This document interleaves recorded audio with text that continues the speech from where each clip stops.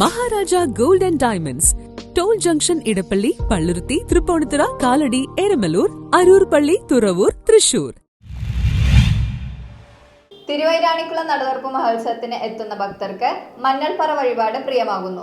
തിരുവൈരാണിക്കുളം മഹാദേവ ക്ഷേത്രത്തിൽ നടതുറപ്പ് മഹോത്സവത്തിനെത്തുന്ന ഭക്തർക്ക് മഞ്ഞൾപ്പറ വഴിപാട് പ്രിയമാകുന്നു. ദേവീപ്രീതിക്കായി ക്ഷേത്രത്തിൽ നടത്തുന്ന പ്രധാന വഴിപാടാണ് മഞ്ഞൾപ്പറ. ദീർഘമംഗലത്തിനും മംഗല്യ സൗഭാഗ്യത്തിനുമായി നിരവധി പേരാണ് മഞ്ഞൾപ്പറ വഴിപാട് നടത്തുന്നത്. ക്ഷേത്രത്തിലെത്തുന്ന ഭക്തരിൽ നിറയുന്നത് മഞ്ഞളിന്റെ നിറവും സുഗന്ധവുമാണ്. ശ്രീ പാർവതി ദേവിക്ക് അഭിഷേകം ചെയ്യുന്നതും ദേവിയുടെ പ്രസാദമായി ഭക്തർക്ക് നൽകുന്നതും മഞ്ഞളാണ്.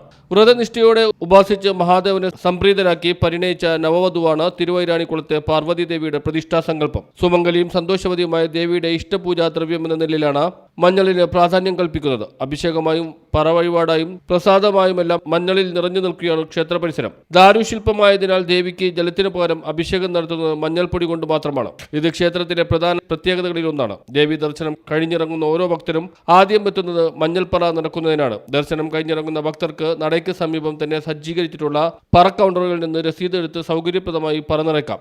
2 നിരകളിലായി ഒരേ സമയം 15 പേർക്ക് മഞ്ഞൾപ്പറ നിറക്കാൻ സൗകര്യമുണ്ട്. ഓൺലൈനായി മഞ്ഞൾപ്പറ ബുക്ക് ചെയ്യുവാൻ സൗകര്യമുണ്ട്. രസീതുമായി എത്തി പറ നിറക്കാം. ഓൺലൈൻ വഴിപാടുകൾ ബുക്ക് ചെയ്യുന്നവർക്ക് പ്രസാദമായി മഞ്ഞൾപ്പൊടിയും കുങ്കുമവും പ്രസാദമായി അയച്ചു നൽകുന്നു. കൂടാതെ മഹാദേവന് എള്ളുപറയും വിശേഷപ്പെട്ടതാണ്. ദോഷങ്ങൾ ഒഴിയുന്നതിനാണ് എള്ളുപറ നടക്കുന്നത്. മലർപ്പറ, നെൽപ്പറ, അരിപ്പറ, പൂപ്പറ എന്നിവയും വഴിപാടായി നിറക്കാം.